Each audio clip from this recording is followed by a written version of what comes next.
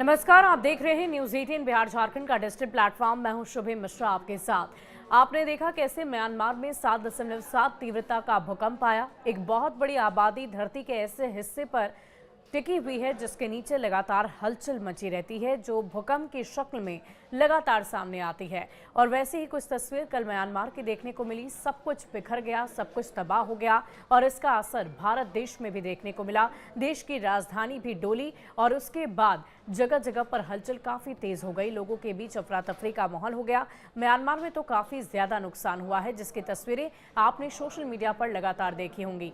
लेकिन इन सब के बीच सवाल ये उठता है कि हमारी देश की राजधानी दिल्ली और इससे सटे हुए इलाकों को ये भूकंप आने वाले दिनों में क्या और भी ज्यादा प्रभावित कर सकता है।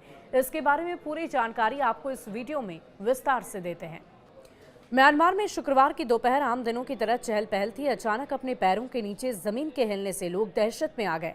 भारतीय समय की माने तो 11:50 पर अचानक आए इस भूकंप की तीव्रता 7.7 मापी गई, जो बहुत ज्यादा थी। इस भूकंप का केंद्र म्यांमार की राजधानी नेपिटो से करीब 250 किलोमीटर दूर सगाई शहर के पास था और जमीन के करीब 10 किलोमीटर नीचे। इस भूकंप से म्यांमार में भारी तबाही की खबर आई। भूकंप के 12 मिनट बाद एक और भूकंप यानी आफ्टर शॉक, इसकी तीव्रता 6.4 नापी गई। म्यांमार की फौजी सरकार के अनुसार अब तक 144 लोगों के मारे जाने और 732 लोगों के घायल होने की सूचना है। तबाही इससे कहीं ज्यादा होने की आशंका है। दरअसल म्यांमार में फौजी शासन होने के कारण वहां से तस्वीरें और सूचनाएं आना थोड़ा मुश्किल है। लेकिन ये पता लग रहा है कि भूकंप से सैंगाइंग शहर समेत म्यांमार के दूसरे सबसे बड़े शहर मांडले में जानमाल को काफी नुकसान हुआ।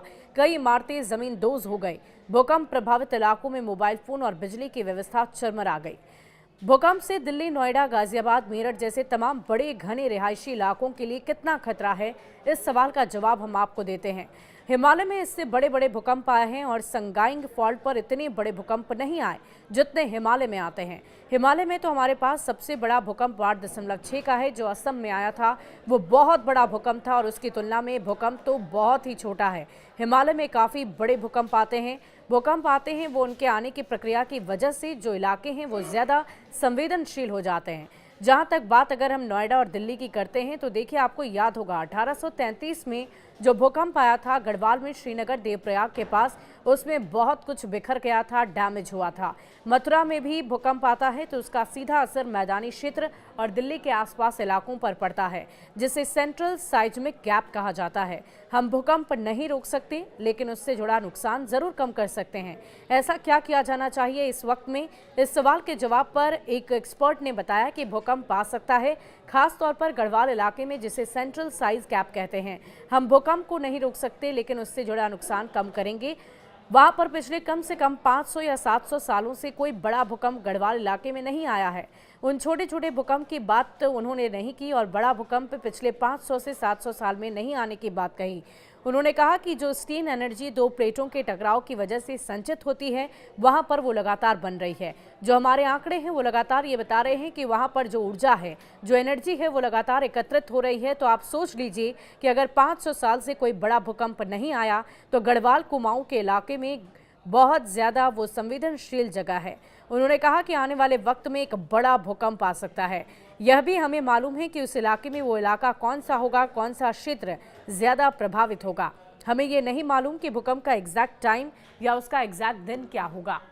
तो एक्सपर्ट्स ही मानते हैं कि एक तरफ जहां म्यांमार में आया भूकंप काफ़ी ज़्यादा तीव्रता का ज़रूर था, तबाही भी उसने मचाई, लेकिन अपने भारत देश में जो भूकंप इससे पहले आ चुके हैं पिछले कुछ दशकों में, वो और भी ज़्यादा प्रभावशाली रह चुके हैं, और भी ज़्यादा विनाशकारी रह चुके हैं।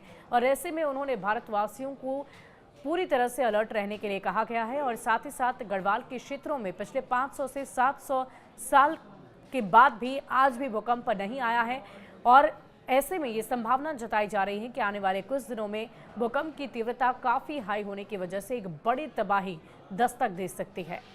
शुक्रिया।